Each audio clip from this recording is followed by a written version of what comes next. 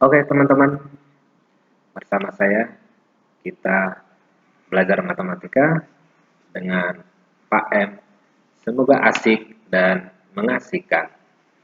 Kali ini kita akan membahas tentang materi limit fungsi aljabar. Oke, tentunya bagi kamu kelas 12 SMK kelompok teknologi, limit fungsi aljabar ini mungkin masih materi baru. Nah, tapi nggak apa-apa, kita asikin aja. Jangan dijadikan beban ya, supaya nanti kedepannya kita ya lebih asik lagi belajar matematikanya. Pokoknya jangan dijadikan beban. Oke, kita mulai dengan kompetensi dasarnya. Kompetensi pengetahuan dari KD ini menentukan nilai limit fungsi aljabar, dan kompetensi keterampilannya menyelesaikan masalah yang berkaitan dengan limit fungsi aljabar. Nah, tujuan dari pembelajarannya, siswa diharapkan mampu menjelaskan secara intuitif arti limit fungsi aljabar, menggunakan sifat-sifat limit fungsi untuk menghitung bentuk tak tentu fungsi aljabar.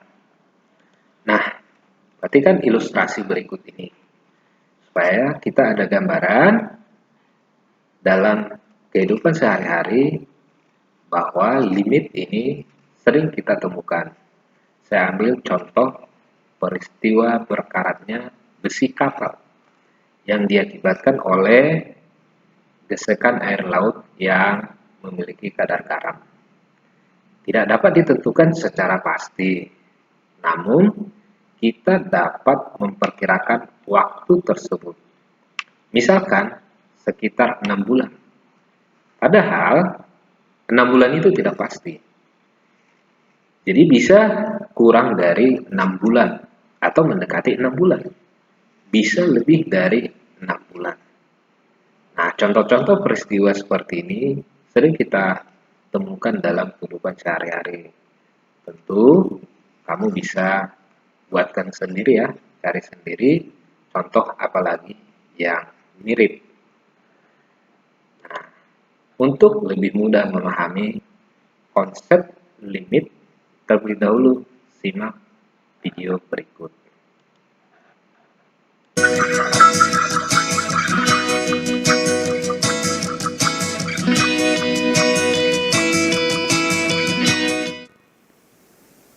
Jumpa lagi dengan video belajar matematika SMA.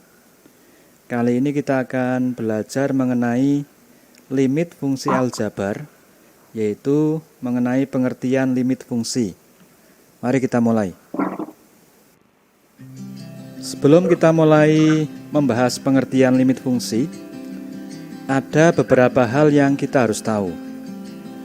Yang pertama adalah masalah keterbagian. Perhatikan pembagian berikut. 6 dibagi 3 sama dengan 2. Mengapa? Karena 6 sama dengan 2 kali 3. Sekarang, berapakah 6 dibagi 0? Kalau kita mengatakan bahwa 6 dibagi 0 sama dengan 0, berarti kita mengatakan bahwa 6 sama dengan 0 kali 0. Ini sebuah pernyataan yang salah. Kalau kita mengatakan bahwa 6 dibagi 0 sama dengan 6, berarti kita mengatakan bahwa 6 sama dengan 6 kali 0. Ini juga salah. Nah, 6 dibagi 0 di dalam matematika itu disebut sebagai tidak terdefinisi atau tak terdefinisi. Jadi, setiap bilangan selain 0, jika dibagi 0, maka tidak ada hasilnya atau tidak didefinisikan. Baik, yang kedua, sekarang berapakah 0 dibagi 0? 0 dibagi 0 Kalau kita katakan sama dengan 0, itu benar. Karena 0 sama dengan 0 kali 0. Kalau kita katakan 0 dibagi 0 sama dengan 1, itu juga benar. Karena 0 sama dengan 1 kali 0. Kalau kita katakan 0 dibagi 0 sama dengan 5, itu juga benar. Karena 0 sama dengan 5 kali 0. Nah, bentuk 0 dibagi 0 ini dikatakan sebagai bentuk tak tentu. Karena nilainya mempunyai kemungkinan banyak sekali. Jadi, kesimpulan yang pertama, sebuah bilangan yang tidak sama dengan 0, sebuah bilangan selain 0, jika dibagi dengan 0, maka dikatakan tidak terdefinisi. Sedangkan 0 dibagi 0 dikatakan sebagai bentuk tak tentu. Prasyarat yang kedua, Oke teman-teman, itu tadi tentang konsepnya.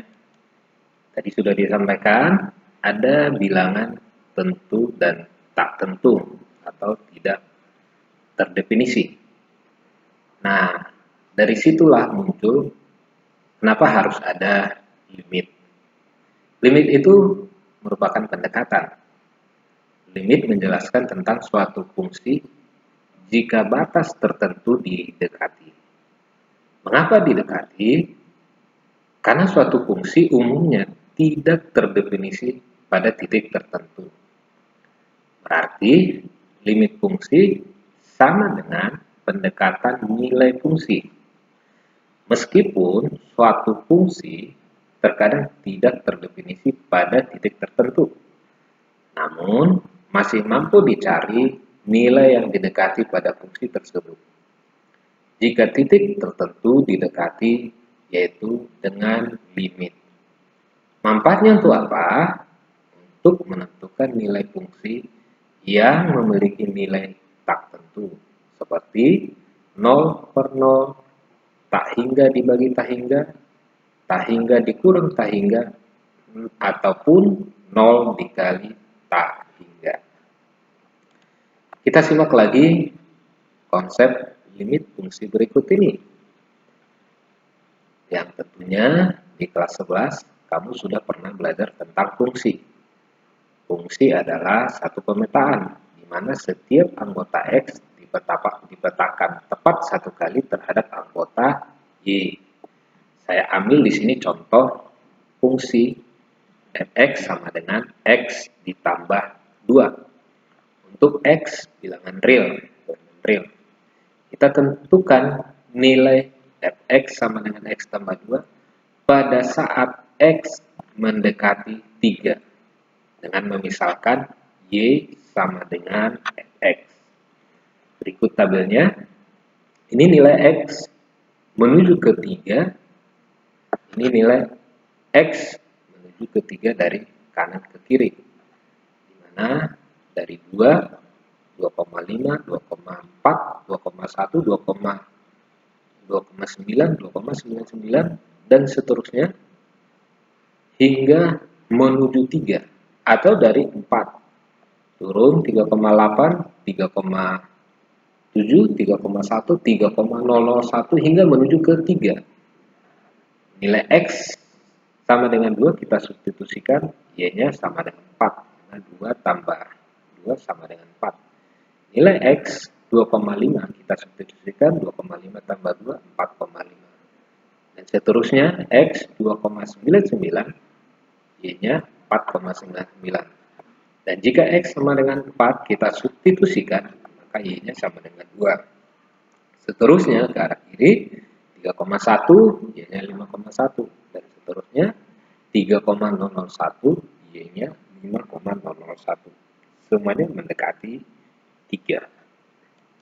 Nah, dalam grafik digambarkan inilah garis fx sama dengan X ditambah 2. Dengan X mendekati 3. Mendekati 3 dari arah kiri, mendekati 3 dari arah kanan. Nah, dari konsep-konsep tadi bisa kita ambil kesimpulan bahwa pengertian limit fungsi merupakan sebuah konsep matematika di mana sesuatu dikatakan hampir atau mendekati nilai suatu bilangan tertentu. Limit dapat berupa sebuah fungsi yang kodomainnya hampir atau mendekati nilai suatu bilangan asli tertentu. Rumus umumnya, limit X mendekati A atau X menuju A, X sama dengan L. Artinya, jika X mendekati A dan X tidak sama dengan A, maka Fx akan mendekati L. Pendekatan X ke A bisa dilihat dari dua sisi, yaitu dari sisi kiri dan kanan. Atau dengan istilah lain, X bisa mendekati dari arah kiri dan kanan, sampai menghasilkan limit kiri dan kanan. Oke teman-teman, demikian pengertian limit dan limit fungsi aljabar. Semoga bermanfaat dan bisa dipahami. Sampai ketemu di sesi berikutnya tentang metode limit aljabar. Terima kasih, selamat belajar.